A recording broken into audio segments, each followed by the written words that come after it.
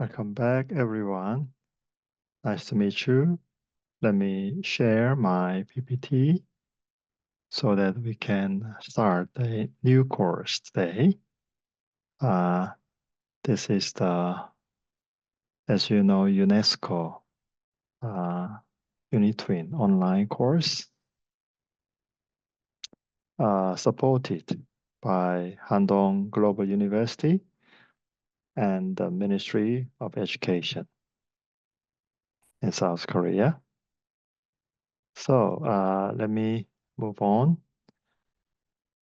And today we are going to talk about Marxism. And let me give you a short introduction. Marxism is a worldview that is based on materialism, which Karl Marx from Germany and Friedrich Engels from Germany as well developed together. So the main writings of Marx include the Manifest der Kommunistischen Partei, which was published in 1848, together with Friedrich Engels, and the individually published Das Kapital, Kritik der politischen Ökonomie. After the Industrial Revolution, which started in England, capitalism developed very rapidly and started to show many side effects, especially witnessing how the working party and farmers fell into absolute poverty. Karl Marx came up with this worldview as an alternative to this problem. Many nations became communist countries due to the influence of this worldview. But later on, the influence was fairly weakened. However, even today, it has a strong influence, and representative websites are www.marxists.org and www.marxist.com. If you look at these two websites, you can find that this worldview is very influential still today. Naturalistic and materialistic worldviews gained more power through the development of natural sciences, which originated from the ancient society, especially the Greek society, and were developed after the Renaissance started in Italy. But as the German philosopher Georg Wilhelm Hegel appeared and emphasized the mind, the Geist, Ludwig Feuerbach, over against Hegel, criticized him and argued materialism. Maybe you remember when I have once mentioned him, and he said in German, Mensch ist, was ist, meaning man is what he eats, is typical expression of materialism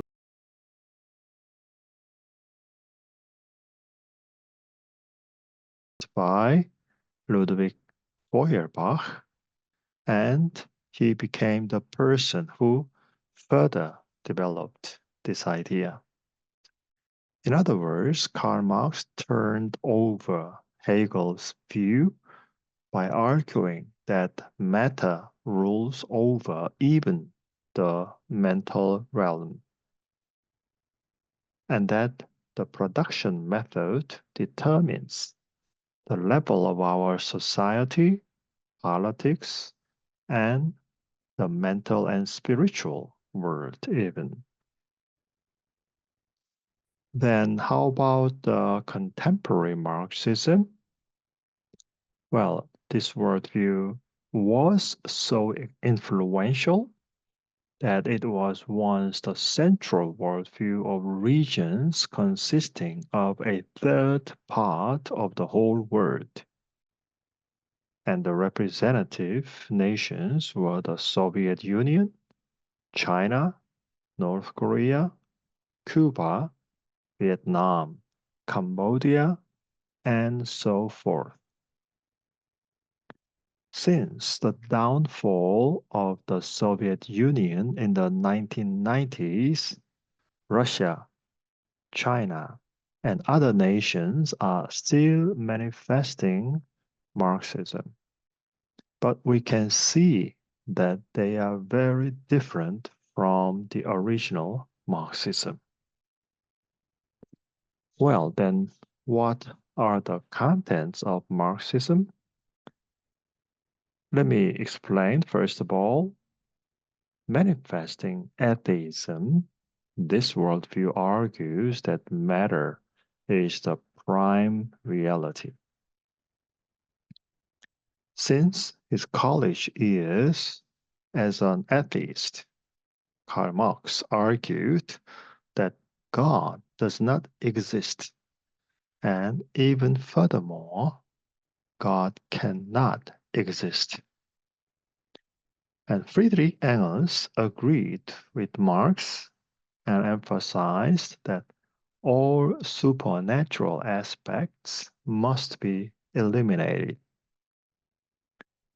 Therefore, along with Engels and Vladimir Lenin later in Russia, Karl Marx argued that since religion is like an opium to the people, and it should be deleted.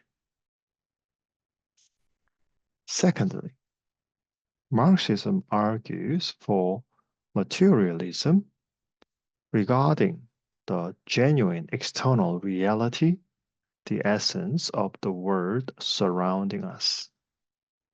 In other words, it thinks that this world is made up of only matter, which is something we can perceive, and is the most objective reality and lasts forever. Furthermore, at that time, Darwin's theory of evolution became a very effective scientific argument for the atheistic and materialistic view of Marxism. So Marxism acknowledged the theory of evolution as a scientific truth. Thirdly, to the question what a human being is, Marxism states that man's actions are the result of two kinds of materialistic reasons, namely, the physical composition of each individual and the influence of the environment. To Marxism, man's brain is composed of only nerves, veins, and fiber, and is formed so that it responds in a constant way.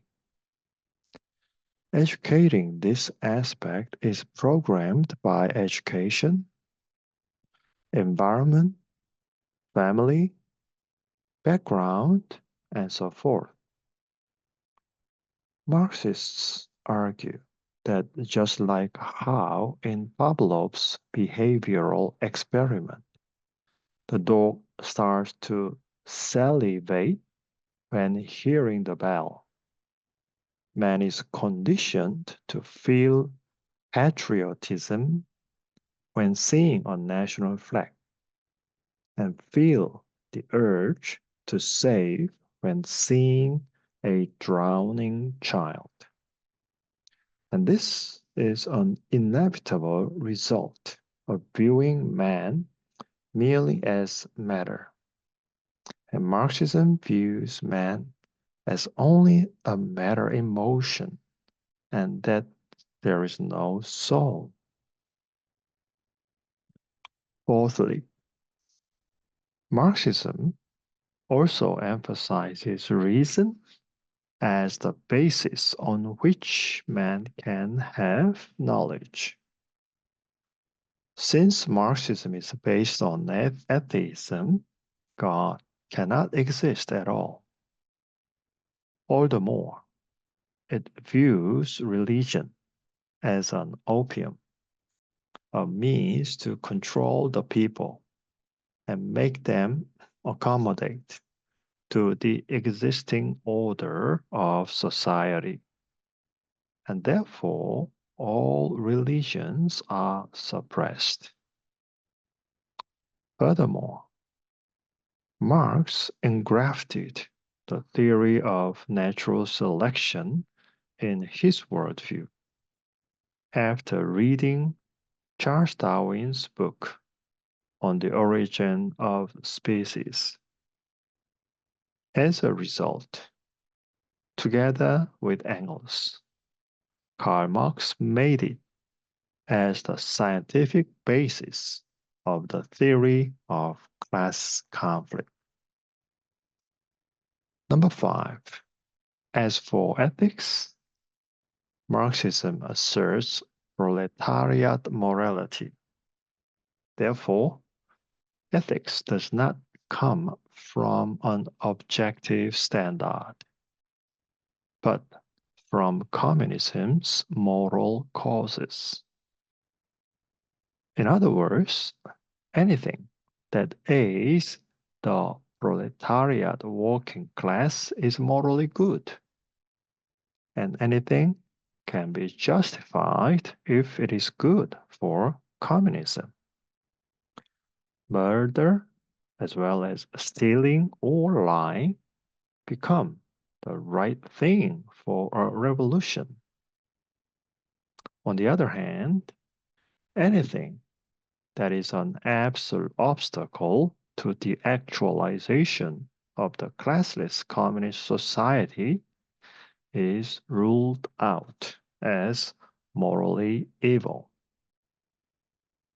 And therefore, the killing fields of Cambodia, in where many were sacrificed for a revolution, the Soviet Bolshevik Revolution, China's Cultural Revolution, and so forth, are all justified.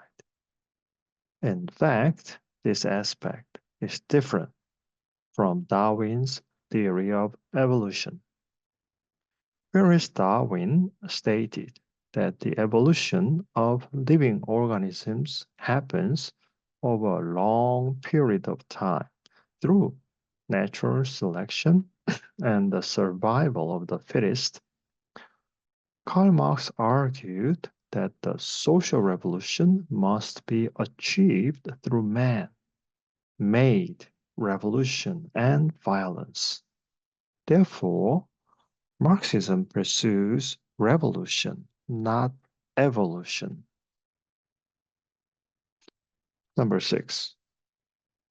Regarding the history of mankind, Marxism maintains a dialectical view of history called historical materialism. Dialectic is originally from Hegel's thought that in all things there is first a thesis, These in German, and then comes an antithesis, Antithese, on the opposite. And as the two collide and conflict, they finally result in a new synthesis, synthese. Next, this synthesis becomes then a thesis again. Later on, another antithesis emerges, and then the two form finally another synthesis. This is the development process of history, said Karl Marx. And therefore, Marxists argue that by appealing Hegel's dialectic into his thought, Marx arrived at an ideal communist society without any class divisions through the class struggle between the bourgeois, the capitalist class, and proletariat classes, working class. In other words, Marx thought that all of history are the class struggle of the past, and dialectic materialism was the motivation for this history.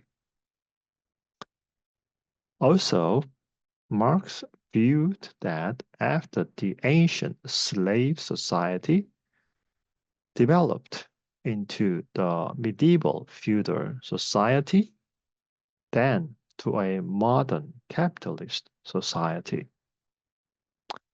And his worldview will evolve into the final stage of revolution called communist utopian society.